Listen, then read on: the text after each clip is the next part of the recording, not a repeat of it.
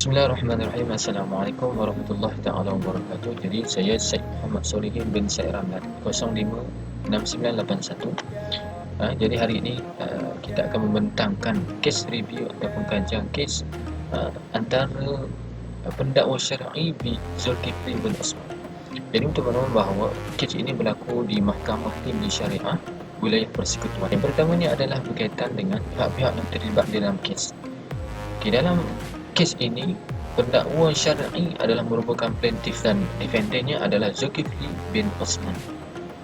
Jadi kesalahan mal ataupun jenayah yang dilakukan yang melibatkan seksyen dan hukuman yang dikenakan ke atas yang berkaitan dengan kes ini, yakni Zulkifli bin Osman yang memegang kad pengenalan 611019 015425.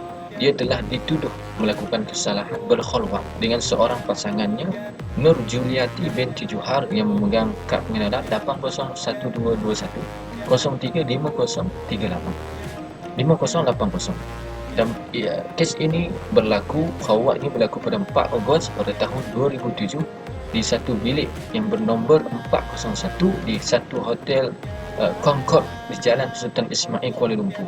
Kes ini adalah di bawah S27-E Akta Kesalahan Jenayah Syariah Wilayah Persekutuan 1997.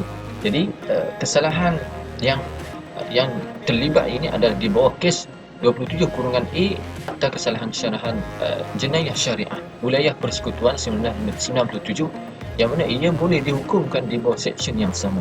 Mahkamah juga telah berpuas hati dengan pertuduhan ini adalah bertepatan dengan peruntukan S78-1 dan 2 Akta Prosedur Jenayah Syariah Wilayah Persekutuan 1997 dan juga Akta 560 yang melibatkan perihal pertuduhan, iaitu pertama adalah mahkamah berpendapat bahawa tuduhan yang dikemukakan oleh pendakwa syar'i terhadap tertuduh telah memenuhi kehendak SS 78-1-2 dan 79 Akta Prosedur Jenayah Syariah Wilayah Persekutuan 1997.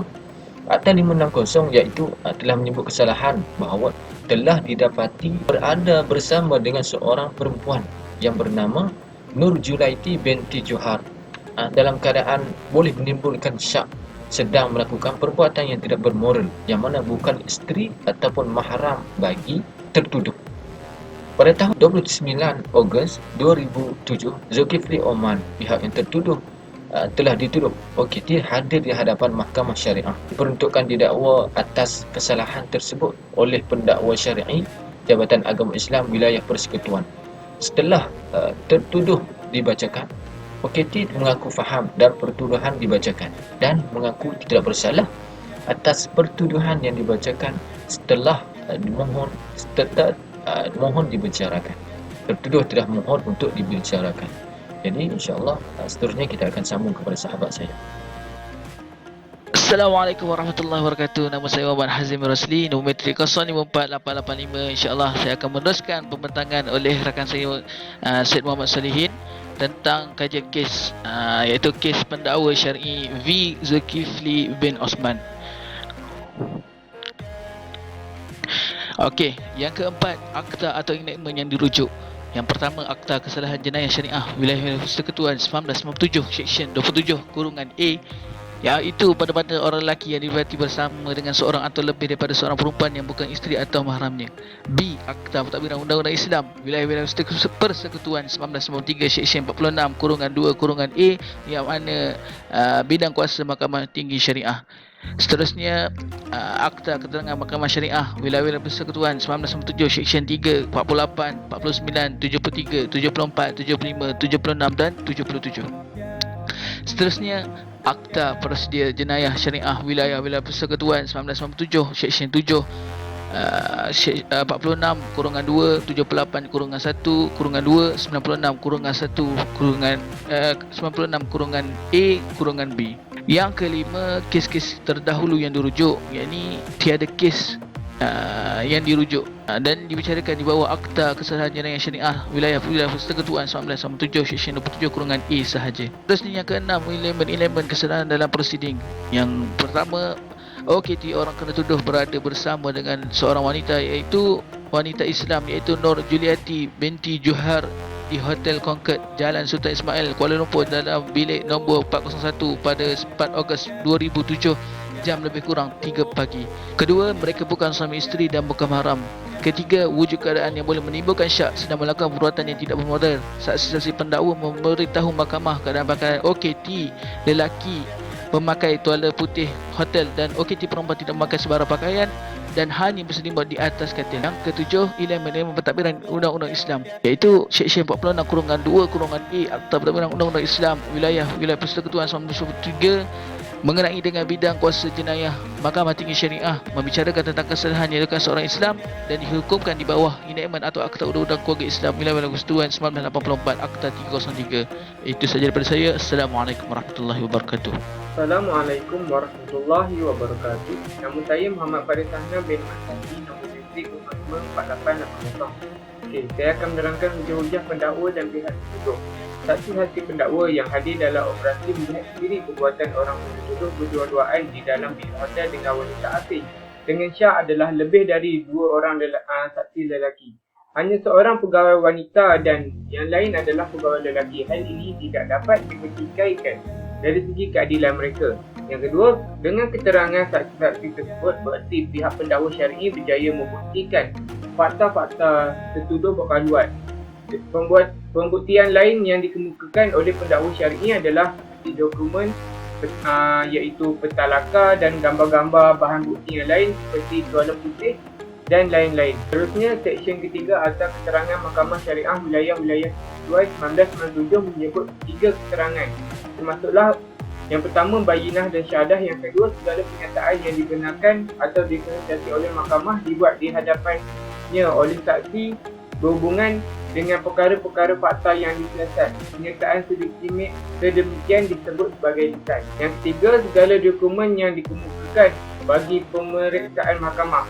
Dokumen-dokumen sedemikian disebut sebagai dokumenta. Dan seterusnya, orang kena tuduh menimbulkan 2 isu bertujuan menimbulkan keraguan atas pertuduhan ke atas orang kena tuduh. Isu pertama ialah isu tajasus. Orang kena tuduh menyatakan bahawa perbuatan tajasus ialah perbuatan mengintip, mencari kesalahan orang lain adalah amat ditegah di dalam Islam. Yang kedua, orang kena tuduh berhujah bahawa tangkapan ke atas tertuduh adalah satu rancangan yang telah diatur oleh pemberi maklumat. Malahan bilik hotel bukanlah ditempah oleh orang kena tuduh tetapi oleh kawannya. Hujahan orang kena tuduh bahawa perbuatan pemberi maklumat adalah untuk memerangkap dan mengaitkan orang kena tuduh. Hujahan orang kena tuduh bahawa pemberi maklumat dan mereka yang terlibat dengan operasi ini mempunyai niat yang tidak baik ke atas beliau. Seterusnya, alasan penghakiman. Jika ia berkaitan dengan pencabulan terhadap sesuatu yang dilarang yang kalau tidak ditegah akan menyebabkan perkara tersebut berlaku. Umpamanya, ia diberitahu oleh seseorang yang dipercayai bahawa seseorang lelaki telah berada berdua-duaan dengan seorang wanita untuk melakukan perbuatan zina atau berada dengan seorang lelaki dengan tujuan untuk membunuhnya. Maka dalam keadaan ini, penguasa hisbah boleh mengintip rahsia mereka serta menyiasat kerana khawatirkan keburukan berlaku serta perlakuan maksiat akan berlaku jika tidak dicegah.